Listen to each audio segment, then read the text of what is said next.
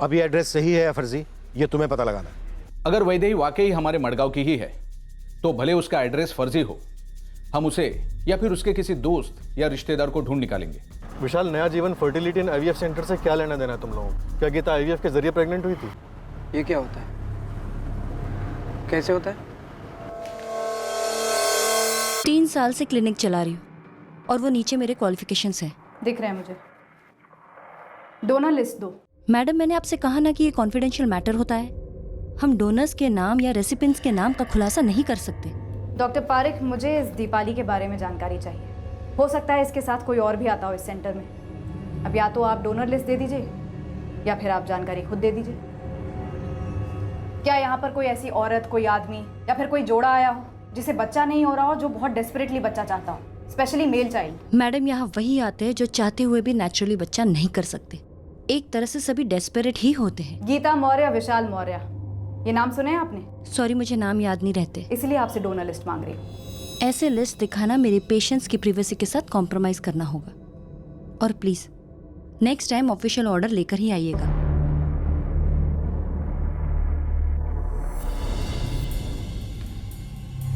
नहीं, गीता मौर्य आईवीएफ के through pregnant नहीं हुई थी।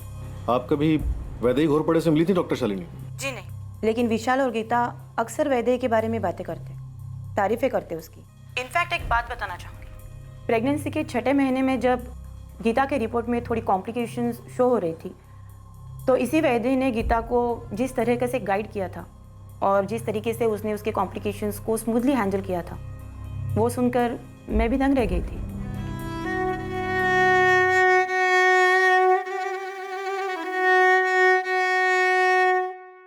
चिंता करने जैसा मसला तो है जरूर, लेकिन हम चिंता करेंगे नहीं, बिल्कुल भी नहीं। हमें क्या चाहिए कि हमारा बच्चा तंदुरुस्त हो, स्वस्थ हो, तो हमारा बच्चा दुनिया में स्वस्थ और तंदुरुस्त ही आएगा।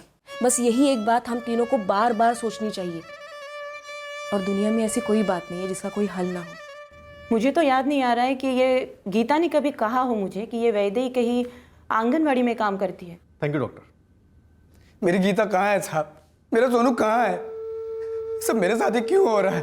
विशाल, क्यों हो रहा है ये तो इस वक्त कहना मुश्किल है, पर सबसे पहले जानना जरूरी है कि क्या हो रहा है। क्या सोनू से जुड़ी हुई कोई भी ऐसी बात है जो तुमने हमसे छुपाई? क्या सोनू तुम्हारा ही बेटा है? अरे हाँ साहब, सोनू मेरा ही बेटा है। मैं मान ही नहीं सकता गीता मेरे साथ धोखा करेगी। और क्यों करेगी धोखा मेरे साथ? 2 परिवार तितर बितर हो गए थे। एक बेटी, एक पत्नी, एक बहू, एक माँ। क्यों गायब हुई थी अपने बच्चे के साथ? वो बच्चा किसी और लड़की के हाथ में क्यों और कैसे पहुंचा था? और माँ आखिर कहां थी? इन सवालों के जवाबों के लिए हम दीपाली गावड़े को पूरे जोरों शोरों से खोज रहे थे। दूसरी ओर आईवीएफ सेंटर से मिली डोनर लिस्ट में कुछ ऐसे नाम हमारे सामने आने वाले थे जिनसे हम पहले भी रूबरू हो चुके थे। लेकिन उससे पहले मडगांव से वैदेही घोरपड़े के अतीत से जुड़ी एक चौंकाने वाली बात हमारे सामने आई। जी सर, मेरा ही नाम सुभाष सोनावणे है, लेकिन मुझे वाकई नहीं पता कि उसने मेरा पता कैसे दिया वहां पर। सर, मेरा और वैदेही का तलाक होकर 6 साल बीत चुके हैं। तुम्हारी शादी हुई थी वैदेही से? हुई थी सर, लेकिन अब कोई नाता नहीं। मुझे भी ताज्जुब हो रहा है कि मेरा पता उसने कैसे लिख दिया बेलगांव में भाड़े के कागजात पर। अपने आई का पता लिखती थी। कहाँ रहती है वैदेही की आई? रहती थी यहीं पे मडगांव में, बाप्तिस्ट रोड पर। लेकिन कुछ साल पहले मैंने सुना था कि वो गुजर गई। उसका बाप तो कई साल पहले ही मर गया था। वैदेही बेलगांव में कहाँ मिलेगी? मैंने कहा ना, मेरा उसका कोई नाता नहीं है। उसके जाने के बाद मैंने शादी कर ली, मेरे बीवी बच्चे, मैं खुश हूं उनके साथ से। मुझे तो ये भी पता नहीं था कि वो बेलगांव में रहती। हमें शक है कि वैदेही का एक औरत और उसके बच्चे के गायब होने में कोई हाथ है, और शायद इसीलिए वो फरार है। वैदेही मेरा अतीत है जिसकी आज मुझे कोई कीमत नहीं। तलाक क्यों होता तुम दोनों का? सर, ये हमारा निजी मामला है और आप खाली मेरे पीछे क्यों पड़े हो सर? जाके उसके पहले पति से भी पूछ लो ना। कोई तो होगा जो वैदेही के पहले पति को जानता होगा। एकनाथ, हमने काफी छाना पर ट्रेस नहीं कर पाए वैदेही के पहले पति को। एकनाथ, वैदेही के इर्द गिर्द मिस्ट्री बढ़ती जा रही है। हमें हर हाल में वैदेही को ट्रेस करना होगा। कोई ना कोई कनेक्शन तो जरूर है वैदेही का इस केस से। सर, आईवीएफ सेंटर की क्लाइंट लिस्ट में गीता या विशाल का नाम कहीं भी फिगर आउट नहीं हुआ है। लेकिन एक चौंकाने वाली बात है, इस डोनर लिस्ट में 2 ऐसे नाम हैं जिनसे हम पहले भी मिल चुके हैं। कौन से नाम? वैदेही के पड़ोसी शारदा कामत और कविता हेगड़े।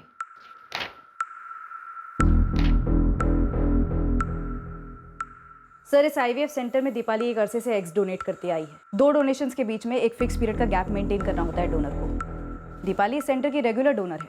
और ये कविता हेगड़े और शारदा कामत, ये दोनों भी रेगुलर डोनर्स हैं और वैदेही के पड़ोसी भी। जी सर, वैदेही के बारे में इनसे पूछताछ भी हुई थी। मुझे इसमें किसी रैकेट की बुआ रही है। लेकिन मैडम आखिर बताइए तो बात क्या है? देखिए मैडम, हम सब कुछ बता देंगे, लेकिन मेहरबानी करके हमारे पतियों को इसमें मत लाइएगा। हम दीपाली गावड़े की खोज में आईवीएफ सेंटर पहुंचे थे और हमें मिला किसका नाम? तुम दोनों का। अब देखना यह है कि यही इत्तेफाक वैदेही को हमारी तरफ लाता है या नहीं। अगर उनके नाम हमारे डोनर्स लिस्ट में है तो जाहिर है उन्होंने अपने एग्स डोनेट किए होंगे हमें। और कुछ डोनर्स पैसे डिमांड करते हैं और उनके बड़प्पन के बदले में हम उन्हें एक टोकन अमाउंट पे करते हैं। डॉक्टर संजना, बड़प्पन का नहीं, एक बच्चे के अगवा होने का केस इन्वेस्टिगेट कर रहे हैं हम लोग, जिसे दीपाली गावड़े ने चुराया, और वो जरूर किसी न किसी रैकेट का हिस्सा है और आपके सेंटर से भी जुड़ी हुई, डोनर है आपकी। तो अब आप मेरे सेंटर को किसी रैकेट से जोड़ रहे हैं? हम बस इतना जानना चाहते हैं कि वैदेही घोर पड़ेगा इस सबसे क्या ताल्लुक है, क्या चल रहा है आपके क्लिनिक में डॉक्टर संजना? आपने जो भी मंगाया मैंने सारे डॉक्यूमेंट्स आपको दिखाए जो अप टू डेट है। इसके आगे आपको कुछ भी जानना है तो कोर्ट ऑर्डर्स लेकर आइए और फिर मैं आपको कोर्ट में ही मिलूंगी। इसके आगे आप सिर्फ मेरे वकील से ही बात करेंगे। नहीं साहब जी, हम किसी दीपाली पाली को नहीं जानते। जी मैडम जी, हमें जैसे वैदेही जी ने बताया कि डोनेशन करोगे तो पैसा मिलेगा, हम बस वैसे करते गए। और मैंने कि आखिर में तंगी भी होती ना बहुत साहब। हम आपकी निजी जिंदगी में कोई दखल देना नहीं चाहते, लेकिन हमें आपकी पड़ोसन वैदेही घोर पड़े पर शक है। वो किसी रैकेट से जुड़ी हो सकती है। क्या आप हमें बता सकती हैं कि वो आईवीएफ सेंटर से पहले से जुड़ी हुई थी? नहीं साहब, इन सब के बारे में हमें कुछ भी नहीं पता। बस एक बार बातों बातों में उन्होंने जिक्र किया था उस जगह के बारे में। जिनको बच्चा नहीं हो पाता वो ऐसे सेंटर्स को जाते हैं, और ऐसे सेंटर्स को डोनर्स की बहुत ज़रूरत रहती है। पर कुछ अजीब सा लगता है वैदेही जी। हाँ, मतलब ऐसे कैसे किसी और के अंश से किसी और को बच्चा हो सकता है? कविता, तुम्हें ये दर्द समझ नहीं आएगा जो एक औरत को, एक जोड़े को होता है जब उन्हें बच्चा नहीं हो पाता। देखो, ये आईवीएफ तरीका भगवान का दिया हुआ एक वरदान ही समझो ऐसे जोड़ों के लिए जिनको बच्चा नहीं हो पाता। कितने पैसे मिल जाते हैं इसके लिए? ऐसा कुछ तय नहीं होता। आईवीएफ सेंटर वालों को जितना बन सके वो दे देते हैं, और ये कोई व्यापार नहीं है। ऐसे काम को पैसे कमाने के नजरिए से मत देखो कविता। ऐसे करने से तुम किसी की जिंदगी संवार सकती हो, और बच्चे के सुख से बड़ा कोई और सुख है इस दुनिया में? हाँ, थोड़ा सा शुरुआत में अजीब सा लगा, पर हम जानते थे कि इसमें कुछ गलत नहीं है, तो हम आगे बराबर से जाने लगे। आपको इस काम में लाने वाली वैदेही खुद तो ये काम करती नहीं थी। डोनर लिस्ट में उसका नाम नहीं है। हम ये नहीं जानते मैडम जी, पर जैसे वैदेही जी बताती थी हम किए जा रहे थे। ये दीपाली भी वैसे ही करती थी जैसा वैदेही कहती थी। हमने कहा ना, हम ना इसे कभी मिले हैं ना इसका नाम सुना है कभी। इन दोनों पे नजर रखो मानसी। ये दोनों भोली दिखती हैं पर जरूरी नहीं है कि हों। कोई गणित नहीं मिल रहा है। ना ये पता चल रहा है कि गीता कहाँ गई है, ना ये पता चल रहा है कि दीपाली कहाँ गई है, और ना इस बात का पता चल रहा है कि दीपाली बच्चे सोनू को लेकर कहाँ गई। सर, एक और गणित नहीं मिल रहा है। ये वैदेही ने कविता और शारदा को एग्स डोनेट करने के लिए मना तो लिया, पर खुद ने कभी एग्स डोनेट नहीं किए।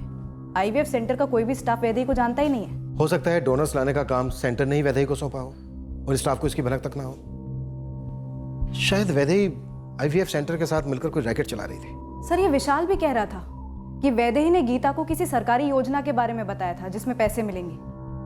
कहीं ऐसा तो नहीं कि वैदेही ने विशाल और गीता को अपने साथ इस रैकेट में शामिल कर लिया हो और पैसों को लेकर कुछ अनबन हो गई हो, कुछ गड़बड़ हो गई हो? सर, मडगांव से शानबाग के लैंडलाइन पर। हाँ शानबाग। सर, वैदेही के अतीत की एक डिटेल मिली है वर्षा नाम की औरत से। यह वर्षा वैदेही की दोस्त थी जब वैदेही यहाँ मडगांव में रहती थी। वर्षा ने हमें बताया कि वैदेही की दोनों शादियां क्यों टूटी। नहीं साहब, वैदेही ऐसी औरत है ही नहीं। वैदेही कभी किसी बच्चे के साथ ऐसा कर ही नहीं सकती। क्यों नहीं कर सकती? क्योंकि वैदेही से ज्यादा बच्चों को कोई प्यार कर ही नहीं सकता। लेकिन उसकी बदकिस्मती है कि वो कभी मां नहीं बन सकती। क्या वैदेही की दोनों शादियां टूटने की यही वजह थी? जी हाँ, कृष्णा नाम था वैदेही के पहले पति का और दूसरे का सुभाष। कुछ इलाज करवा रही थी वैदेही। आईवीएफ के बारे में कभी कुछ बोली थी? दवा दुआ सब कर चुकी थी, पर बस नसीब में लिखा था। अंदर ही अंदर एकदम टूट चुकी थी वैदेही, और ऊपर से उसकी दो शादियां भी टूटी। वैदेही काम क्या करती थी यहाँ मडगांव में? यहाँ एक बच्चों की बालवाड़ी में आया थी। पूरा दिन बच्चों के बीच में ही गुजारती थी। इस वर्षा की मदद से मैं मड़गांव के हर फर्टिलिटी क्लिनिक्स और गायनेकोलॉजिस्ट से मिला। वैदेही उनमें से कईयों को कंसल्ट कर चुकी थी अपने खुद के बच्चे के लिए, पर उसकी कंडीशन ऐसी है कि वो कंसीव ही नहीं कर सकती है। तभी यहाँ के आईवीएफ डोनर लिस्ट में वैदेही का नाम नहीं है, जबकि दूसरी औरतों को वहां एग डोनेशन के लिए भेजती थी। फिर वैदेही गायब क्यों हो गई या फरार क्यों हो गई? अभी हम सारी कड़ियां जोड़ते हुए वैदेही की तरफ बढ़ रहे हैं, सोच रहे हैं कि वो फरार हो गई। लेकिन सर ऐसा भी तो हो सकता है कि वैदेही जेन्युइनली गीता की हेल्प कर रही हो और हमारी क्वेश्चनिंग से परेशान होकर कहीं भाग गई हो डिप्रेशन में। वैसे देखा जाए तो एक विशाल को छोड़कर हमने जिससे भी वैदेही के बारे में बात की है, सबने उसके बारे में अच्छा ही बोला है। तो क्या ये दीपाली गावड़े सोलो खेल रही है या फिर ये किसी गैंग का हिस्सा है? ये सारा किया करा है दीपाली गावड़े का है? हो सकता है, लेकिन कड़ियां आपस में जुड़ नहीं रही हैं। कितनी बिखरी हुई। हर कड़ी पर कड़ी नजर रखी गई, फिर भी कोई ब्रेक थ्रू मिल नहीं रहा था। विशाल की सर्विलेंस से हमें बस उसकी टूटी बिखरी जिंदगी नजर आई, जहां वो इस सवाल के जवाब के लिए तरस रहा था कि आखिरकार उसकी बीवी और बच्चे के साथ क्या हुआ। वैदेही की खोज भी डेड एंड पर आकर रुकी। पता ही नहीं चल रहा था कि वैदेही क्यों और कहां चली गई थी। वैदेही के कॉल रिकॉर्ड से भी वैदेही और दीपाली गावड़े का कनेक्शन ढूंढना व्यर्थ साबित हुआ। पर यह केस हमेशा के लिए एक राज बनकर तो खत्म नहीं हो सकता था। आखिरकार दीपाली गावड़े की लगातार चल रही खोज खत्म हुई। हमारी मेहनत रंग लाई।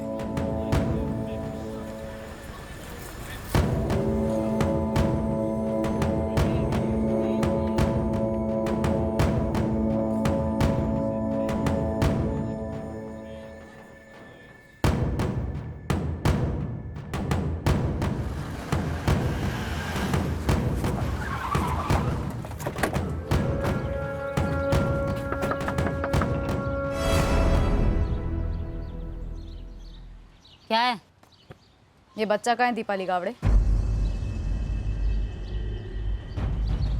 मेरे को क्या मालूम?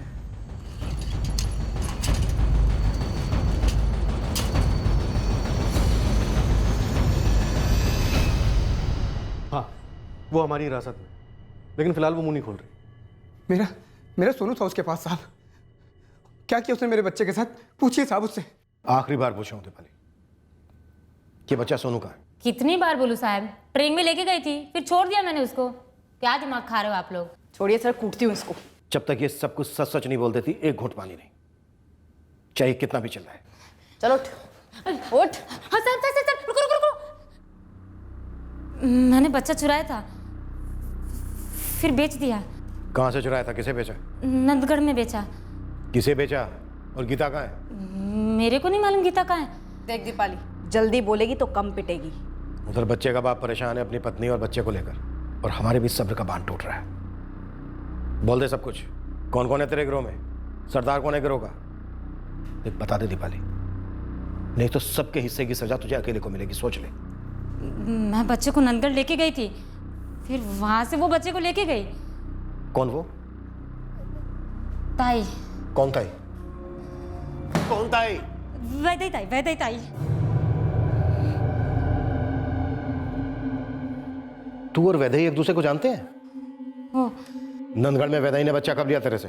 तारीख बोल।